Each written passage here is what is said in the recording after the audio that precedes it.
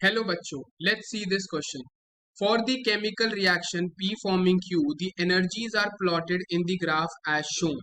Select from the following that is the correct regarding the activation energy. Option 1, activation energy for the forward reaction is C. Activation energy for the backward reaction is equal to D. Activation energy for the forward reaction is equal to E minus A, and option 4 all of these. इस question को समझने से पहले हमें क्या करना पड़ेगा, इससे रिलेटेड कुछ की कॉन्सेप्ट्स को समझना पड़ेगा। ठीक है जी। तो यहाँ पे हमें क्या दिया हुआ है कि P से हमारे पास कोई प्रोडक्ट बन रहा है Q, it is a reversible reaction.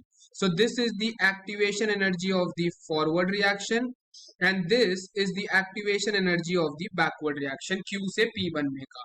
तो अगर हम अब इसका एनर्जी डायग्राम को यहाँ पे प्लॉट करके देखते हैं कि कैसे हमारे पास कौन सी एक्टिवेशन एनर्जी किसको रिप्रेजेंट कर रही है, तो यहाँ पे हम प्लॉट कर रहे हैं हमारे पास हमारी एनर्जी को, और यहाँ पे हम हमारे प्लॉट कर रहे हैं प्रोग्रेस ऑफ द रिएक्शन को।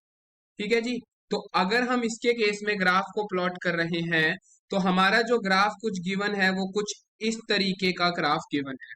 ठीक है जी। अब हमें यहाँ पे कुछ चीज लेबल करके दे रखी है कि this is the reactant P and this is reactant Q।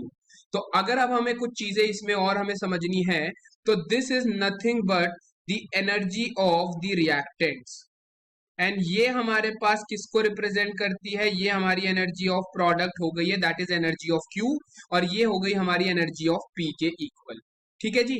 फिर हमें एक चीज जो लेबल करके दे रखी है कि ये जो गैप है energy gap, this is nothing but C। ठीक है। ये वाला जो हमारा एनर्जी गैप दे रखा है हमारे को, वो हमारे पास कितना दे रखा है, this energy gap is given to be D। ठीक है। और इसके अलावा ये एनर्जी गैप जो हमारे को दे रखा है, this is A, and this complete energy is given to be E, and this energy is given to be B। अब हमें इसमें से पूछा है कि कौन कौन सी एक्टिवेशन एनर्जी से रिलेटेड टर्म्स हमारे पास सही है। तो अगर हम हमारे पास C को रिप्रेजेंट करते हैं तो ये क्या है, P से हमारे पास कोई ट्रांजिशन स्टेट बन रही होगी और ultimately that is converting to Q। तो यानी P प्रोडक्ट P से जब ट्रांजिशन स्टेट जाने में कितनी एनर्जी रिक्वायर्ड है, T।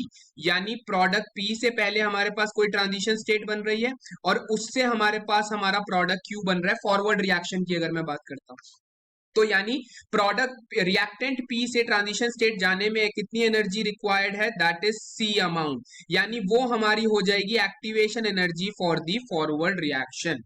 सिमिलरली अगर मैं बैकवर्ड रिएक्शन की बात करूंगा तो ये मेरा Q दे रखा है, Q की एनर्जी है, Q से क्या बनेगा, पहले ट्रांजिशन स्टेट बनेगी और फिर उससे बनेगा हमारा प्रोडक्ट। तो Q की एनर्जी ये रही, उससे ट्रांजिशन स्टेट तक जाने में कितनी एनर्जी लग रही है, D एनर्जी लग रही है, यानी that will be the activation energy for the backward reaction.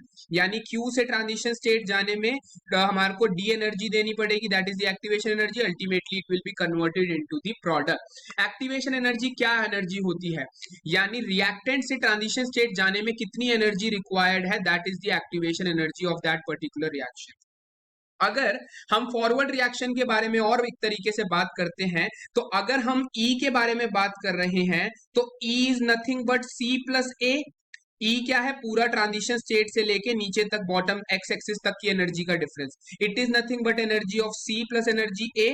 तो यहां से C हमारा क्या आ जाएगा, E माइनस A, और C हमारा क्या था, it was nothing but the activation energy of the forward reaction. तो अब अगर हम ऑप्शंस को देखते हैं तो energy of the activation energy for forward reaction is C, ये ऑप्शन भी ठीक है हमारे पास। Activation energy of the backward reaction is D, ये भी ठीक है। Activation energy of the forward reaction is E minus A की टर्म्स में भी हम लिख सकते हैं, यानी हमारे पास जो हमारा करेक्ट आंसर हुआ that will be option 4 all of these, all the 4 options are correct. I hope you understood it well. All the best, thank you.